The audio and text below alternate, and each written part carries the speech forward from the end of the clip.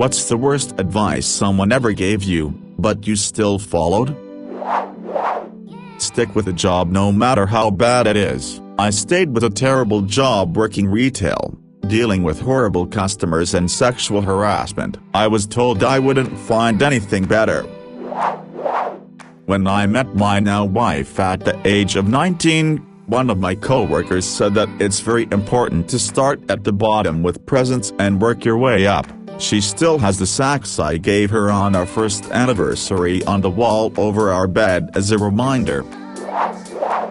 After you put in a job application, you need to call them at least once a day every day until they hire you. Note: this did not get me hired. It got me bitched out by the HR person I was calling and forbidden to ever contact their facility again.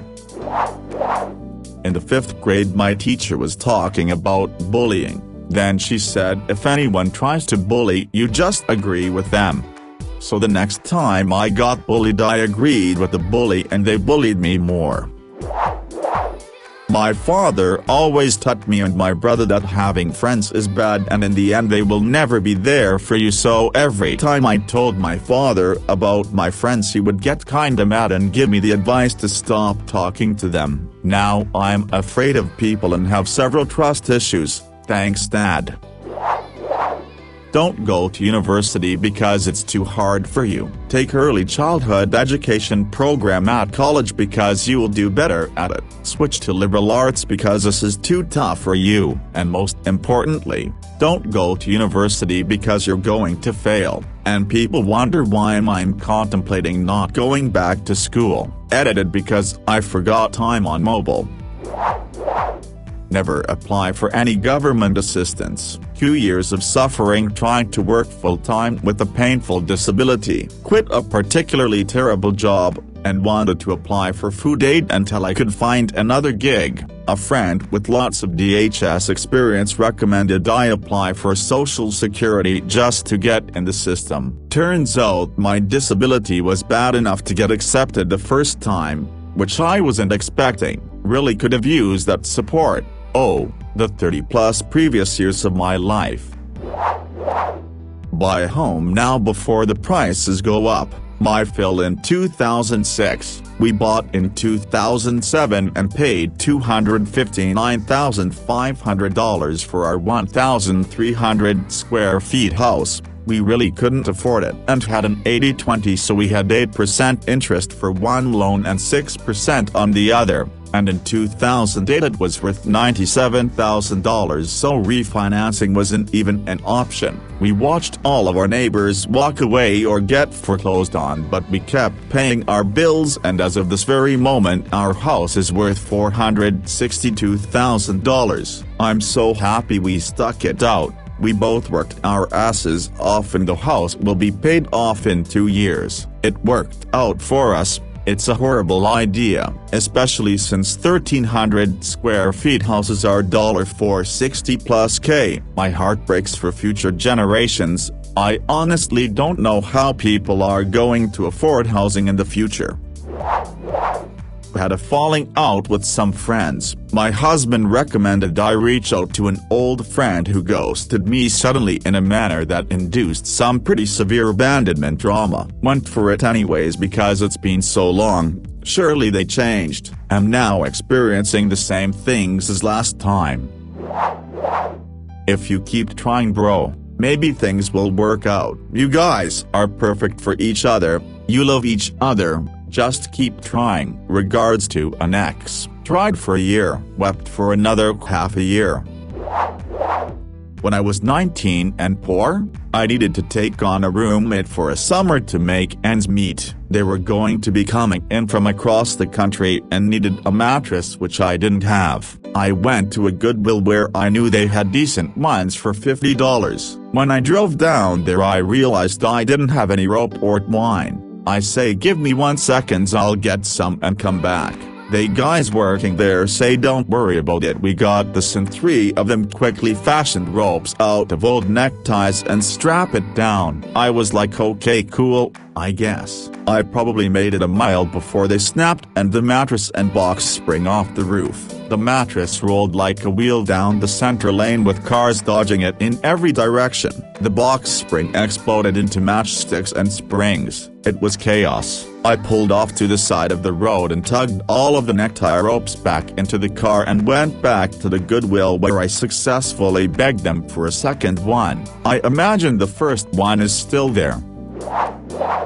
My Uncle Jim Bob, who was a lot younger than my father, his brother, and who I had a good buddy-buddy relationship with, told me back in the day that you only live once and that you can't take your money with you when you die. He said that your children will just waste whatever you saved and leave behind for them. He encouraged me to spend freely, go to restaurants and enjoy myself as much as possible. Which I did.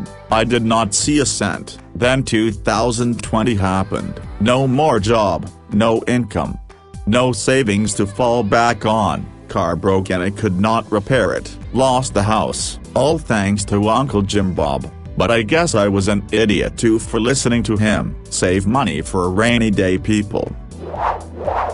I mentioned to my therapist that I was often anxious about my weight and often restricted calories to purposefully lose weight even though I was already pretty thin. Further said that I was miserable because I was thinking about food so much. She advised that I cut out extra calories from my diet so I would be less anxious. Fun fact: when you have a developing eating disorder, no matter how many calories you restrict, you are still anxious about food and your body. Anyways, now I have a full-fledged eating disorder because I genuinely didn't think anything was wrong with my behavior. Maybe it was partially my fault for not blatantly saying I have an eating disorder. Help me not have one. But I didn't even know what I was doing was all that bad at the time. She was a shit therapist. She also told my mother it was okay to be mad at God for giving her such a messed up daughter. Thanks, Mrs. Tawanda. I was told to not get a credit card until after college. I was super fortunate to have my college paid for, so I had no loans, car paid in cash, no credit card or anything to start building credit. Found myself out in the world at 22 years old with a credit score of 0. The worst advice came from a so-called handyman. He advised me to use a copper penny as a temporary substitute in a screw and fuse box circuit until replacement fuses could be obtained. As I once described, taking his misguided advice almost caused an electrical fire. If I hadn't been there to smell overheating wires and to pull the main on the fuse box, we would have had a house fire. You need to go to the ER now. No, I didn't. Yes, I was throwing up a lot with stomach cramps, but I did not need to go to the hospital. For reference, I was freshly on my own out of high school, just having had my whole family move out of state. I was scared because it had gone on for a few days. The doctor just told me to drink water and rest, and I was stuck with a $2,000 bill. It totally was not an emergency, and thankfully now I know I could have waited until the morning and gone to a quick care clinic. No health insurance at the time. I know the intentions were good, but accruing that debt just as I turned 18 was pretty crushing. I was working full-time as well as college full-time, and it was probably caused by me eating not-so-fresh sushi. I was pretty drunk, in a bar at 3 or 4 a.m. in New Orleans at Mardi Gras. My friend and I were talking to some southern fool, who told us persistently, in the South, if you ask politely, the world is your oyster and literally everything is possible. I got up, my friend pleading no, and went to the young barmaid, and very politely asked for a free drink. She reached for the baseball bat, and we were out on the street in about 10 seconds. Go to college and elementary ed, it's a guaranteed job. And you work so well with animals, I bet you'd be a natural caregiver to the kids. My dad. No, I despise working with kids, and now I have a useless degree and had to pay down $32,000 in debt. A year ago I was with my friend and her friend, let's call her friend Carly. So they both told me that they lost their virginity when they were 12, they are both 17 and 18 now. So a piece of advice that they gave me about sex is that when I want to have sex with a guy I should do it at least a week after dating him, and Carly especially told me this, and during the time she gave me this advice she was 16 and pregnant with her daughter, was living with her baby daddy's family because her parents kicked her out, and was less than 2 weeks into giving birth. But my demos really thought of that rule of thumb. So I had a one-night stand with someone, and trust me, it did not turn out well for me in so many ways. My advice is whenever you're with someone and you want to have sex, there is no time stamp on when to have sex, so wait until you feel like the time is right and do it with someone you trust in your heart. I was bullied a lot in elementary school, but I was a pretty tall kid. Someone at some point suggested that because I was so tall I shouldn't mind the bullying. After all, I could basically spit on their heads. So one day that's what I did. Got into more trouble after that. Definitely a lose-lose situation right there. My mom said the drinking tea made from poinsettia leaves would help with my period. It did not. It made me break out in hives and nauseous. Wasn't until years later that I found out I was poisoning myself. I had a teacher say you can tell a guy likes you if he stares at you, and you can tell a girl likes you if she glances at you, glances away, and then glances back again. Instructions unclear. Proceeded to stare at the girl I liked for most of that school year, wondering why she wasn't getting the hint. It went about how you'd expect. I got labeled a creep by my entire grade. When I finally asked her out, she said no, because duh, why would you go out with someone who stared at you all year and everyone thinks is a creep? And then I was ostracized socially by my grade for the rest of high school. Don't do computer science. You won't make money. Do bio or chemistry instead. You will make more. A simplified version of an old friend's advice when I was thinking about doing computer science. I thought he was right and followed. I subsequently failed the biology class and barely passed chem. Part of the reason why I spiraled into depression because I didn't know what else to do at the time. Oh god, I'm still embarrassed by this, and it was 20 years ago. Okay, so back when I was in middle school, I rode a bus with some older kids who were questionable. They told me that if I put a Listerine strip up my nose and snorted it, I'd get high. Well, I went home one day and tried it. Jesus Christ, it burned for ages. Do not ever do this. I never told them that it didn't work because I'd have to admit I did it and admit that I was goddamn gullible. So that was some advice that I followed that didn't go well. Edited a word. For some reason I've been told multiple times to just not react and let people do what they want to do, I guess. Because that's what they want. A reaction. My mom told me that when I lived with her and I let people bully me and stuff, I was the very quiet kid, partly because of this advice. There was a creep, who was my age, don't worry, but it was still weird, who looked at me uncomfortably all the time and randomly squeezed my thighs and pretty much stalked me, but I didn't say anything and I let him do his thing. I was 12 BTW and he was 13, I believe. I now live with my dad, who tells me that I have a voice for a reason. I need to speak up and fight back, which is exactly what I do now. I was moving back home and had given my landlady the 2 weeks notice. My mother was annoyed that my move date wasn't closer and told me that if you haven't signed a lease or anything, you don't have to give 2 weeks notice. So when I next moved out of home, I kept it secret until the weekend I moved out. Guess who was upset about the lack of notice? One of my coworkers had gotten written up for something and she was talking about it to some of us in the office. One person had told her that she should go into her supervisor's office and white out her name on the write-up sheet she had signed if she didn't agree with the reason for it. She did exactly that, when her supervisor was gone, and somehow still remains employed there nearly 2 years later. It still blows my mind, especially since she's done even more crazy shit since then.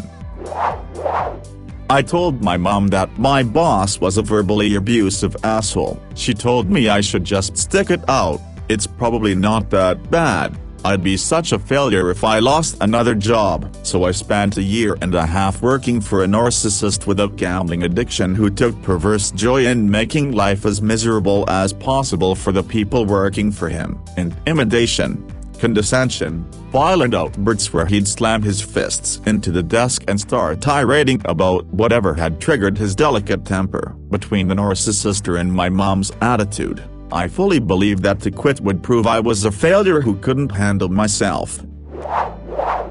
4-year college is better than vocational school. Vocational school is only for people not smart enough for college. I'm now in debt after 2 years and dropping out to do vocational school. BC it pays more than my college career path and is cheaper than finishing my degree. Smart people go to university, so pick whatever subject you're best at and go for that. Student loans out the asshole, and I still had to go to college to get a job. One of the most frustrating days of my life was the day I graduated college at 27 and realized I could have spent 1 year and $7,000 to get where I was. But thanks to a high school guidance counselor's advice to 17-year-old me, I spent 3 years and $20,000 in university before realizing it's not what I wanted and dropping out. If you have to study to be good at it, it's just not your thing, and that's okay. It was even worse because it was in subjects I was good at, always got A's, but because they didn't come as naturally, I thought I was terrible at them. Math and sciences, I loved biology in particular, but that mindset was in part behind my fear of failure, so I just wouldn't try. Took me a long time to get over that. Just be yourself. What's that gotten me?